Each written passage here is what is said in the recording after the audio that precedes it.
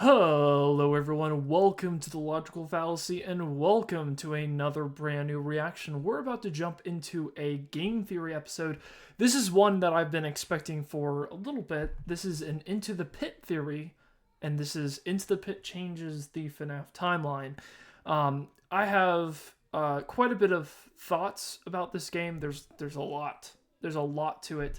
It is a fantastic game. If you have not played Into the Pit, it is just an absolutely fantastic experience on every front. It is my new favorite FNAF game, but I'm excited to hear what Tom says about it. So this will be kind of a review slash reaction. So I'll be kind of pausing a lot, giving my thoughts, what I thought about the game and stuff as we go through this.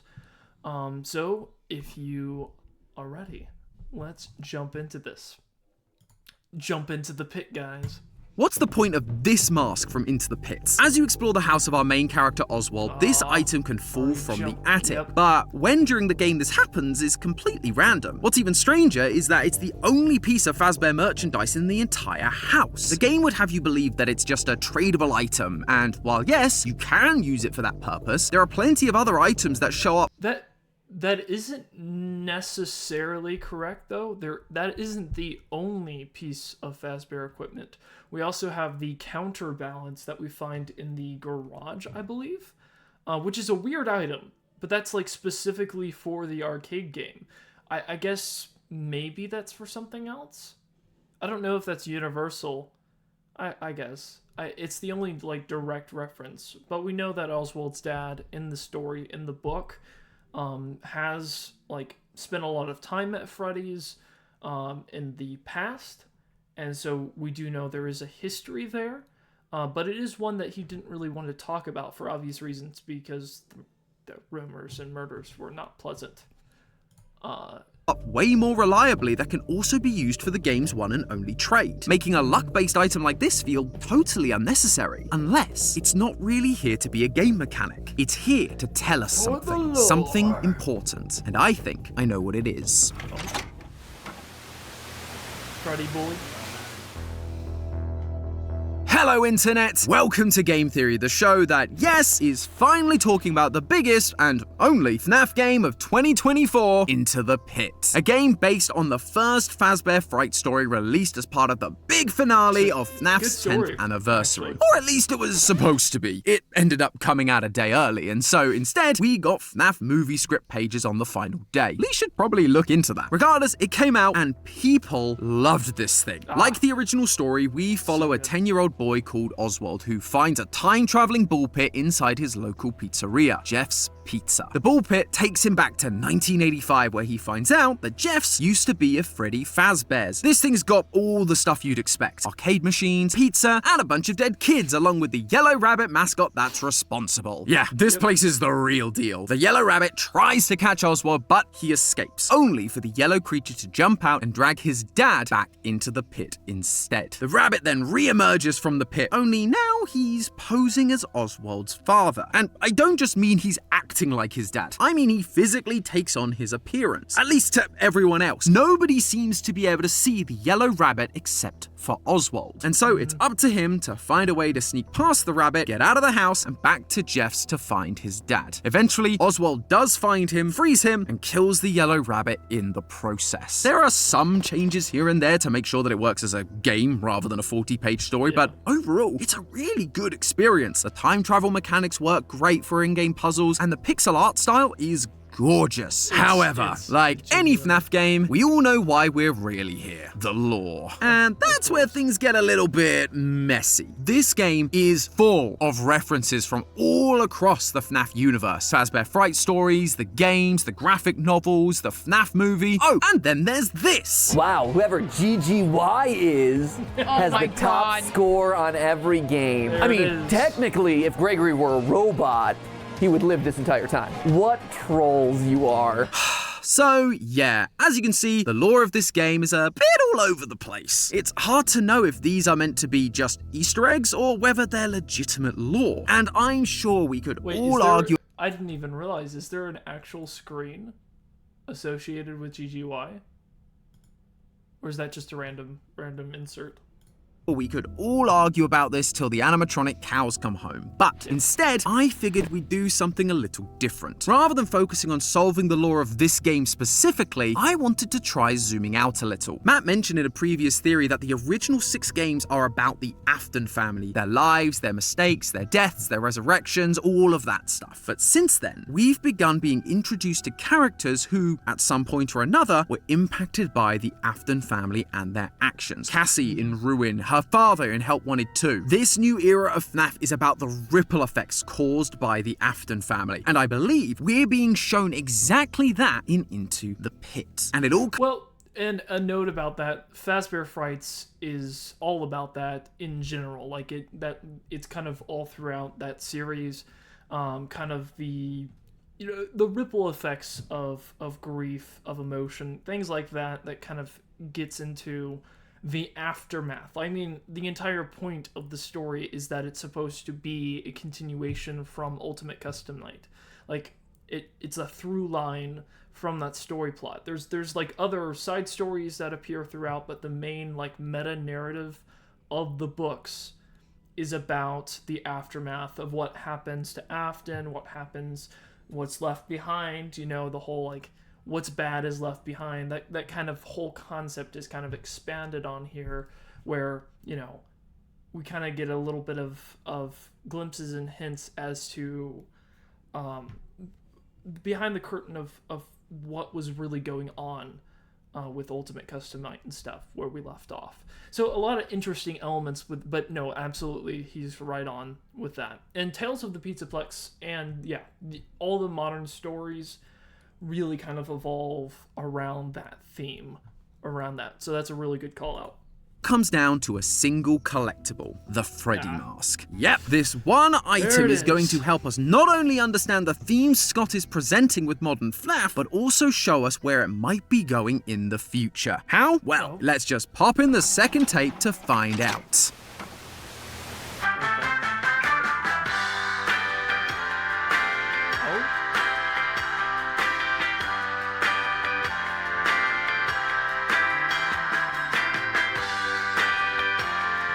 What are we doing here?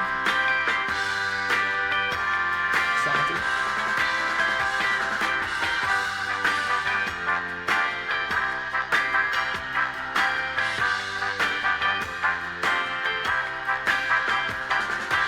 Embrace your legacy. The Legacy Collection, featuring 4 new signature jackets and a range of flattering graphic tees, is available now at lumenofficial.com.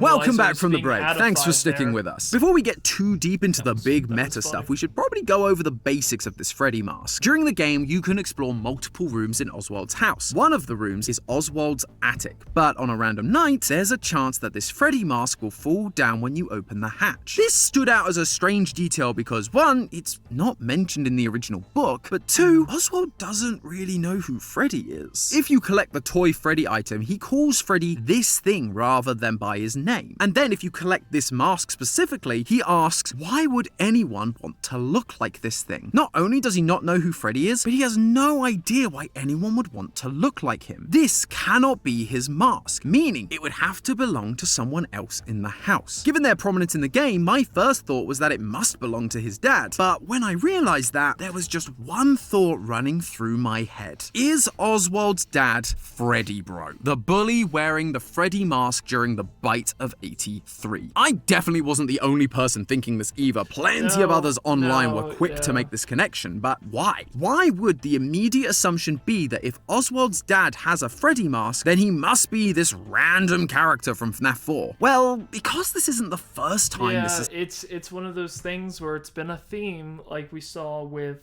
the whole like in Help Wanted, right? And both well, not really in Help Wanted, I guess the whole like Jeremy through line, but like really in Help Wanted 2 we saw that the kind of like the Jeremy Bonnie mask that many associated with, oh, this is like representative of like the Bonnie Bro. An interesting theory. I don't know. We'll see what he has to say.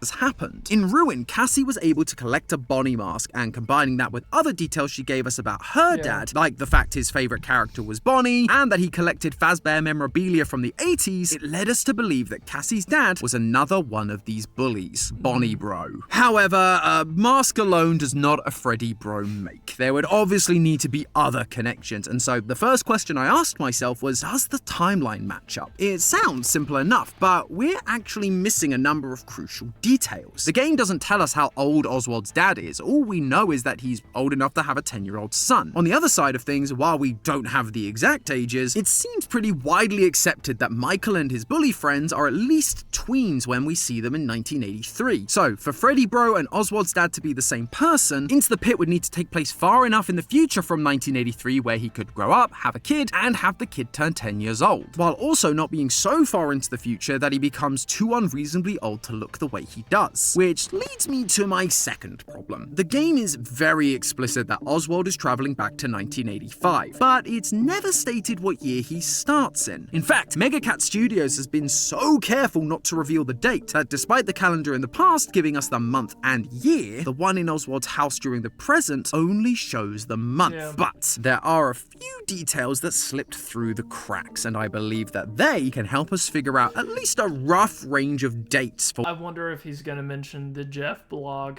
There was supposed to be a Jeff's Pizza ARG, and there was stuff that was leaked from that, and the year that those were all dated was 2020. I don't know if that's something that I looked at it. I think that because there isn't actually a calendar that does actually have dates on it. I wonder if he'll bring that up, actually. For when this story takes place. During the second day, you have the opportunity to look around Oswald's school, and in the second classroom, you can find several things hanging on the wall, like numbers, a sun clock, and a world map that seems a little broken? Maybe that's why there's no bears in Security Breach. Before their extinction, bears were known to attack pizza delivery trucks. Probably a theory for another day. But just below that very confusing map is the actually important detail, another calendar. Just like the one in our house, it tells us the month with no year. But there's one crucial difference. It has the days crossed out, with the final marked date on the calendar being August 16th. Now, as a Brit, I typically read my calendars as the first day being a Monday and the last day being a Sunday. That would make August 16th a Friday in this game. However, FNAF takes place in the US, and you guys use some weird calendars that start on a Sunday and end on a Saturday. I have no idea how this makes sense to you. It's called the week end for a reason. Anyway, using this calendar system means that August 16th is a Thursday during the year the game takes place. There's only a few years after 1985 where August 16th has been on a Thursday: 1990, 2001, 2007, 2012, and 2018. This immediately narrows down our search, but the range of dates still feels a little too large. We're currently spanning 3 whole decades, plus if the game took place sometime during those early dates like 1990, it would be near— Spoilers, it does not, because in the story, Oswald references like current day things like YouTube and social media and like a lot of like references. Also, the idea of like, it references Back to the Future quite a bit in the book, and the whole idea of the meta of that being like, oh, you're going back to 1985, which is when Back to the Future takes place. And in the future version of that, like, and I think it was in the what was it, like the second or third movie? I think it was the second movie. They went to the future and they went to 2015. So I think the whole idea was that maybe it was taking place in 2015. But I think closer-wise, it's possible. Although a note, there is a definite theme throughout the game of like things not being changed over. Specifically since the town has died, which happened 3 years prior. So I always wondered, like, is that an old calendar? But we can't really assume that. That's kind of a stretch. Nearly impossible for Oswald's dad to have a 10-year-old son and be a teenage Freddy Bro in 1983. So the search continues. My gut instinct was to look more closely at the technology being used. Tech's come a long way in the last 30 years, so it should be pretty easy to date. The piece of tech we have the most hands-on time with in this game is Oswald's dad's cell phone. Taking a look at it in your inventory, there's a comment from Oswald about how it's, quote, the saddest, most out-of-date model imaginable. And by today's standards, yeah, I definitely agree. So, I did some research into older mobile phones, and after looking through multiple sites with every make and model of phone since the 1980s, I found this, the Nokia 6600, which is almost identical to the phone Oswald uses throughout the game. This phone was released in 2003, which means our most problematic timeline years of 1990 and 2001 are off the board. As for the other dates, I had to do a lot more digging than I anticipated. Scott and Megacat did a There's actually a really interesting way to tell, and that's the fact that the Stitch Wraith is here. Which means that it has to take place roughly around the same time as the epilogues of the story, which is easy because that takes place 30 years after the MCI, or approximately several years after 2015. 2018 actually sort of lines up. I know it doesn't if you assume other dates. I don't. But it is one of those things. Things are slowly getting debunked. Headcanons. That's just kind of something that's happening as we get more and more into the nuances of the timeline. A lot of assumptions, I feel like, are getting kind of taken away. Like, no, I don't think that FFPS, Freddy Fazbear Pizzeria Simulator, or FNAF 3 takes place in 2023. I just don't think that's a possibility anymore. Even though it's based on kind of very flimsy evidence, based on like pre-assumed correlations between like the closing of FNAF 1 and the 30-year statement from the Steam page of FNAF 3. There's a lot of elements to it. very good job keeping the world looking pretty ambiguous. I looked at washing machines, water fountains, blackboards, whiteboards, TVs, but all of them were either too generic to suggest a year, or the item is still being used in the modern day despite its age. Thankfully, my technology hunch came through once again, because during the game's final day, you get to go into the back of Jeff's pizza, and there you could find Jeff sitting down at his computer. Taking a look at the screen, I immediately noticed something. The grey taskbar and window design is identical to the design of Windows 95, but actually that isn't what I noticed. Despite coming out in 1995, people do still run Windows 95 today. No, what I noticed was the size of his monitors, specifically their aspect ratio. Aspect ratio basically refers to the ratio between the height and the width of an object or video. For example, the video you're watching right now has an aspect ratio of 16:9, meaning for every 9 pixels of height, there are 16 pixels of width. Most standard TV shows and YouTube videos are made in this format, so naturally, most of our TVs and computer monitors are built to match that. But that wasn't always the case. Computer screens actually used to come in 2 different aspect ratios, 4:3 or 16:10. That was until 2008 when the modern 16:9 was introduced, and in 2010, they took over the market as the majority. So the question is, what size are Jeff's monitors? Of course, I whipped out the trusty pixel measurements, and I can confirm that Jeff's monitors are in fact modern 16:9 monitors, despite him still running Windows 95. Not sure you're gonna be getting the most out of those monitors, Jeff. I'm sure LTT would have some thoughts, but hey, you do you. That knocks 2007 out of the running, leaving us with 2012 and 2018, which for our purposes is actually more than enough. The fact the game can't take place in any of the years prior to 2012 means that from a timeline standpoint, it's definitely possible for Oswald's dad and Freddy Bro to be the same person. If he was a teenager in the 80s, by the 2010s, nearly 30 years have passed, so he'd definitely be old enough to have a kid of his own. However, even with that part of the timeline at least somewhat figured out, I realized I had a different problem. Sure, Oswald's dad could be the right age if he was a teenager in 1983, but that kind of relies on us assuming he's Freddy Bro to begin with, which isn't proof in and of itself. I needed more. I didn't just need the year of the game, I needed something that proved Oswald's dad was alive in the 80s. I looked through every inch of this game but found nothing. So I did the only thing I could. I went back and reread the book.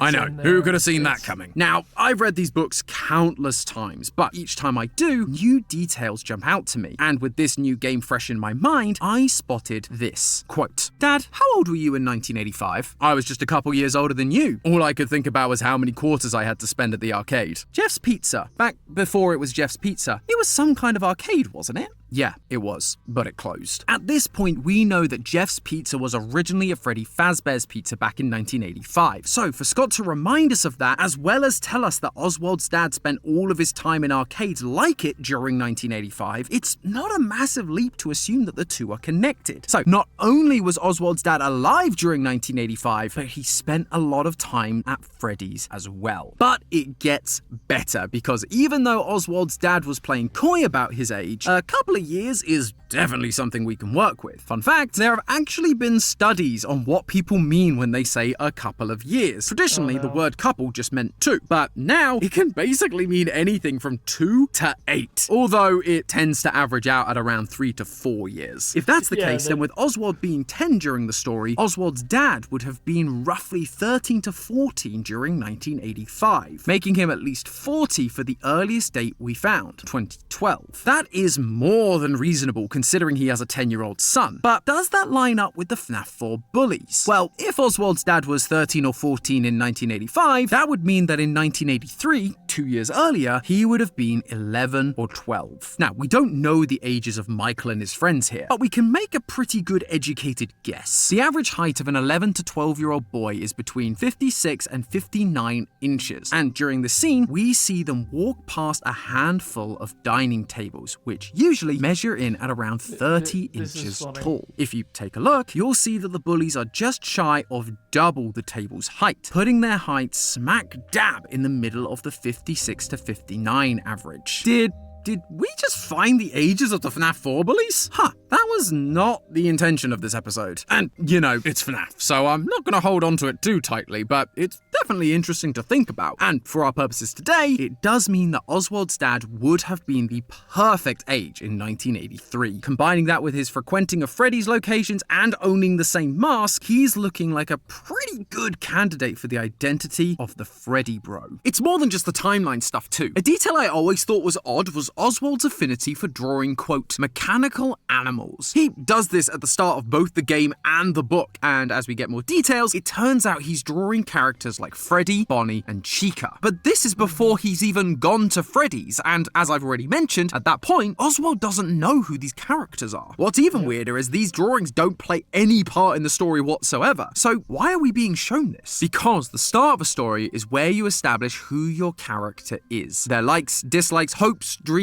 and their relationships. In this case, we're being shown that before this story about a Freddy Fazbear's even starts, this character, this family, has a connection to the Fazbear franchise. A connection Oswald may not fully understand.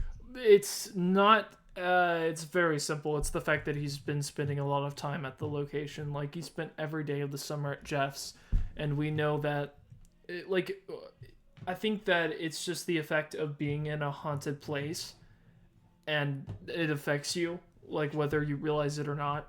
Like, it's an extremely haunted place, right? And so I think the fact that he's been to Jeff so many times, that it's affected him in, like, a way that's caused him to draw all of these things. And we see that later on, like, whenever you go to, like, the menu screen and you see, like, the drawings change and you start to see, like, oh, it's Spring Bonnie's endoskeleton and stuff like that. Like, you see Nightmare Bonnie. Like, you start to see things that are seeping in, potentially through, like, you know, it affecting him from being at that location, just being there. But one that his dad certainly does. But why does this matter? What does this fundamentally change for us and our understanding of this franchise? Well, it's once again showing us that this modern era of FNAF is widening our view on the world and the characters we look at, focusing on the knock-on effects of the Afton family and how the part these other characters played all led to his dad being Bonnie Bro in Ruin was the first instance of this. Cassie tells us that he had a technician's Faz wrench, hinting that after the bite of 83, he grew up and became a technician so that he could stop any malfunction like the one he witnessed from ever happening again. Oswald's dad being Freddy Bro does the same thing. We learn that Oswald's dad used to work at the local mill before it shut down. Again, in true Scott fashion, he kept what type of mill this was vague in the story. I always imagined it was just...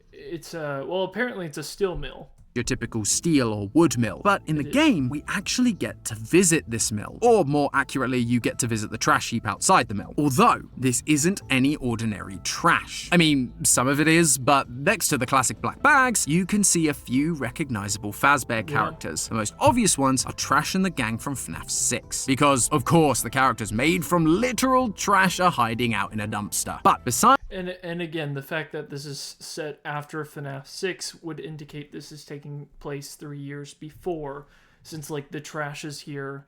And we know from the book that historically Fazbear has dumped their trash at the mill, which is really interesting. So it seems as if the whole, like, 3 years since the mill has closed implies that after FNAF 6, right, that's kind of the 3 years is kind of in between the time that you get the place burning down and the start of the epilogue Stitch Wraith. Besides them, you can also find things like a toy Bonnie doll, a Bonnie mask, a Freddy head, and a couple of animatronic hands and feet. And these things do belong to the mill as well, because Oswald says that they've been sitting there ever since the factory closed down. This mill isn't just your typical mill. They were making parts for Fazbear Entertainment. Oswald... It says it's a steel mill. Yeah. I feel bad. Oh, gosh. When you miss dialogue, it's fine. I mean, I guess you could argue that, like, still maybe they're making, but no, Mike whenever he's talking, Oswald is talking to Mike, he calls it brand new steel mill. Oswald's dad worked at this factory, so it seems like he grew up and started working at the local factory that made Fazbear parts to make sure that they were properly inspected, tested, and approved before being sent out. That way, no kid would ever suffer the same fate as Michael's brother due to a faulty part. For years, Michael, the Foxy Bro, was the only one of the bullies to truly try to atone for the mistake he made. He wasn't able to help his brother, but he tried to put his sister back together. And when he learned the truth about his dad from her, he went on a mission to finish him as well. But for almost a decade, the other three bullies basically got away with it. They just disappeared into the back of people's minds, never to be seen or heard from again. Now, here they are, showing up one by one and revealing to us that these events did change them. That just like Michael, they too are trying to atone for what they did back in 1983. And this theory works regardless of whether you think Into the Pit and the books are 100%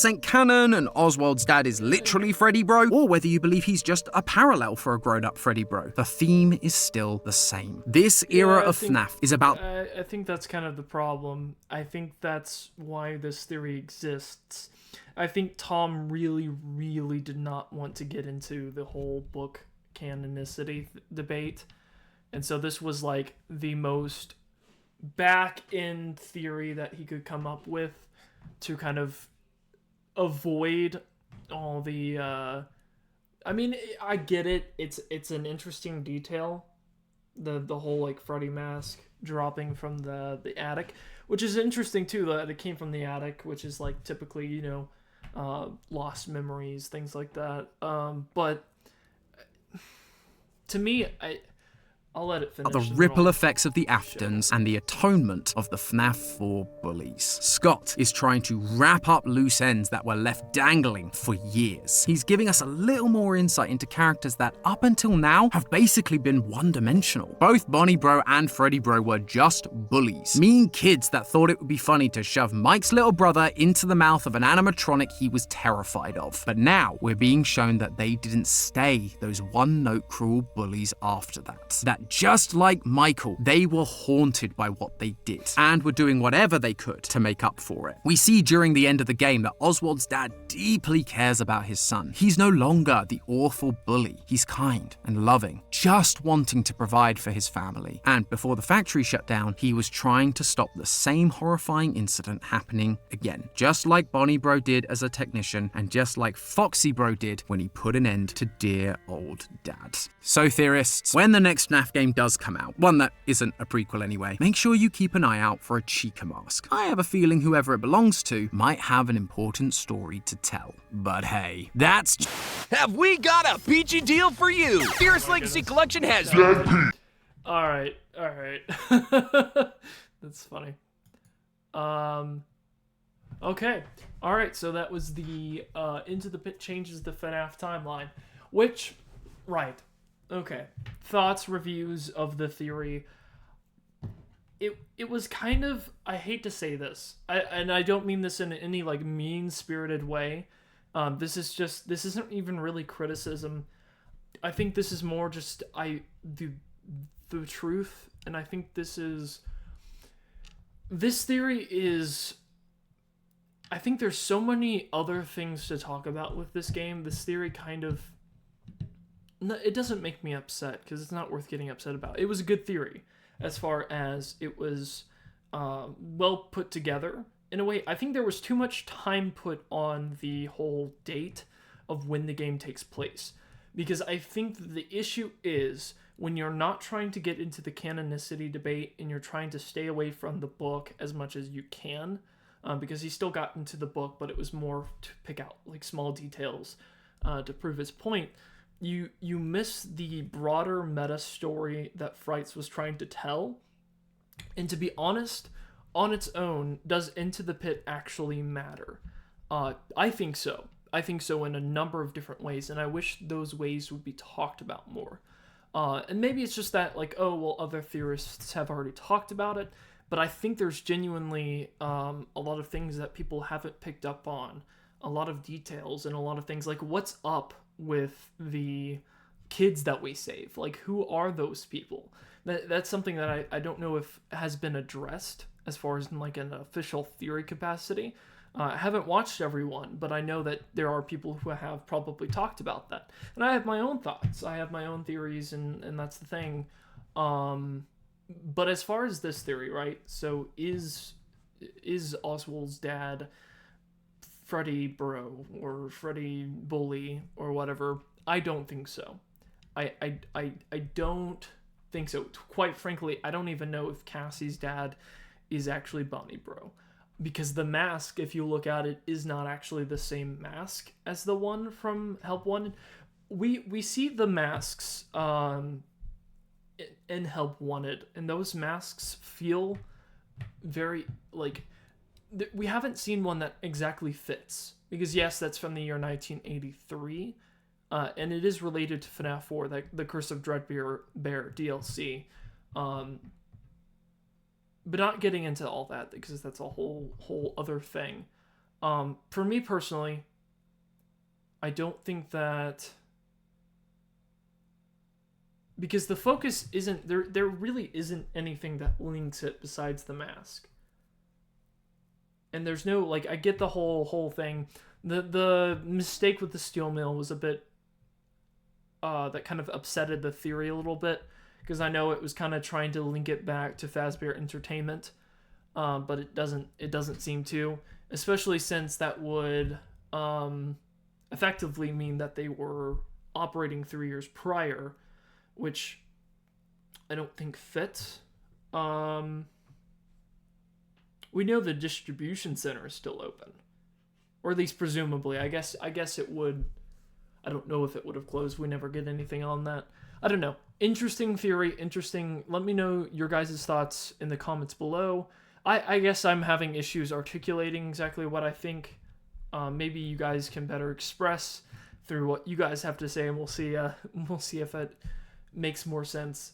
I just think there was a lot more things that were more important to talk about with this. And I do actually, I guess one thing that's challenging is I actually do think I see how this fits into the broader game narrative.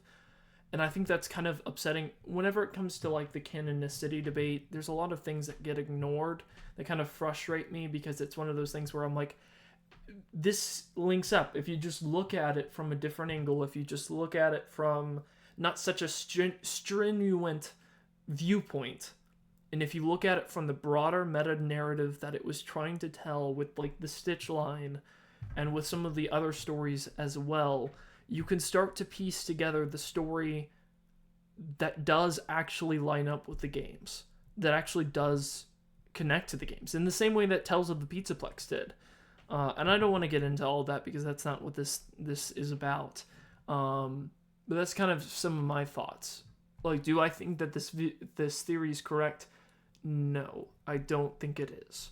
But it is a good theory. Like, I think it was well put together. I do think there was a lot more time spent on the timeline. With, like, the Nokia and stuff. Especially since, like, with Jeff's computer and stuff. That is interesting that it is more of a modern setup. That does make sense. Because obviously, if you look in the context of the story itself, it is obviously emphasized that it is set in modern times. So that is very much confirmed. But thank you guys so much for watching. I hope you guys enjoyed this. Please let me know your thoughts in the comments below, and just know that I'm not hating on game theorists just because we have a degree in difference in opinion. Having a different opinion is completely fine. I'm just here to give my honest feedback, honest opinion. Thank you guys so much for joining. Hope you guys have a great rest of your day, and I'll see you guys next time.